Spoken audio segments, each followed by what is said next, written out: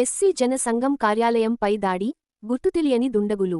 అనంతపురం నగరంలోని ఎస్సీ జన సంఘం జిల్లా కార్యాలయంలో గుర్తు తెలియని వ్యక్తులు 12వ తేదీ ఉదయం తెల్లవారుజాము 3:25 నిమిషాలకు అందులో చొరబడి సీసీ కెమెరాలను ధ్వంసం చేసి అందులో బీరువా మరియు డాష్ టేబుల్లో రికార్డుల పేపర్లను బయటకి వేసి చిందరవందరం చేసి, అక్కడ ఉన్న అంబేద్కర్ ఫ్లెక్సీను అక్కడక్కడ కోసి అదేవిధంగా ఎస్సీ జన సంఘం వ్యవస్థాపక అధ్యక్షులు దాసుగాని పల్లి కుల్లాయప్ప ఫ్లెక్సీ ఉన్నచోటల్లా ఆయన బొమ్మ గొంతు దగ్గర కోసి భయభ్రాంతం చెందే విధంగా ప్రవర్తించడం జరిగిందని, అక్కడ ఉన్న సంఘటన మరియు ఎస్సీ జన సంఘం కోసం వచ్చిన వివిధ ప్రజాసంఘాల నాయకులు రిటైర్డ్ జడ్జి కిష్టప్ప అదేవిధంగా ఎస్సీ జన సంఘం కమిటీ సభ్యులు వాపోయారు. దీనిపై పోలీసులు ఇప్పటికే సమగ్ర విచారణ చేపడుతున్నారు.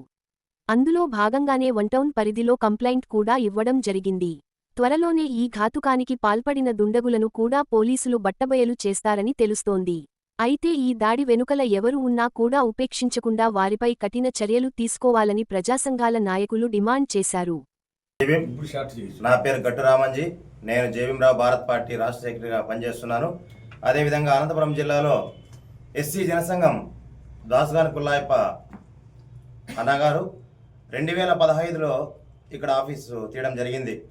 అదేవిధంగా కొంతమంది దుండగులు మరి వాళ్ళని దొంగలనంలో, పెత్తందారులు పోషించుకున్నటువంటి అనుచరులనంలో, సహచరులనంలో మాకు అర్థం కావడం లేదు. అయితే బాబాసాహెబ్ అంబేద్కర్ గారి చిత్రపటాన్ని కోయడము చాలా దుర్మార్గం. ఈరోజు ప్రభుత్వ యంత్రాంగం ఏం పని చేస్తుందని చెప్పేసి ఈ సందర్భంగా ప్రశ్నిస్తున్నా. అదేవిధంగా కొన్ని బాధతో కొన్ని సూటి మాటలు ఈ సందర్భంగా నేను మాట్లాడతానని ముందుగా మీడియాకి తెలియపరుచుకుంటున్నాను. అయితే దాసుగాని కుల్లాయప్పన్నకి ఇక్కడ తలకాడ కోయడం జరిగింది, గొంతు కోయడం జరిగింది. అదేవిధంగా మొదటిగా అంబేద్కర్ గారిని, వాడు కడుపుకు అన్నం తినే నా కొడుకు అయితే అంబేద్కర్ గారిని ఎవరైనా కోస్తారా?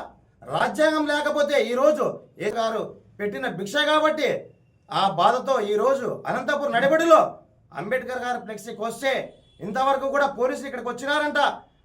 దాసుగానిపల్లి కుల్లాయప్పని పక్కన పెడితే అంబేద్కర్ గారికి జరిగిన అవమానాన్ని మీరు ఎవరికి చెప్తారని చెప్పేసి ఈ సందర్భంగా నేను బాధతో మాట్లాడుతున్నా.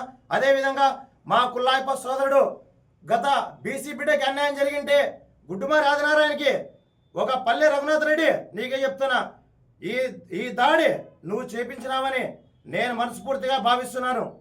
మా దళిత సంఘాలన్నీ భావిస్తున్నాయి. ఎందుకంటే ఇది మేము గమనించకపోతే మేము ఇంకా నిద్రమత్తుల్లో ఉన్నట్లుగా మేము భావిస్తున్నాం. అంతేగాని ఈ దాడి ఒక బీసీ బిడ్డకి అన్యాయం జరిగింటే న్యాయం కోసం ఒక ఎస్సీ బిడ్డ ముందుకు వచ్చినాడు, వీడు ముందుకు వస్తే ఇంకోటి ముందుకు వస్తాడని చెప్పేసి కొంతమంది అగ్రవర్ణ పెత్తందారులు దీంట్లో కుమ్మక్కై ఉన్నారని చెప్పేసి మేము భావిస్తున్నాం.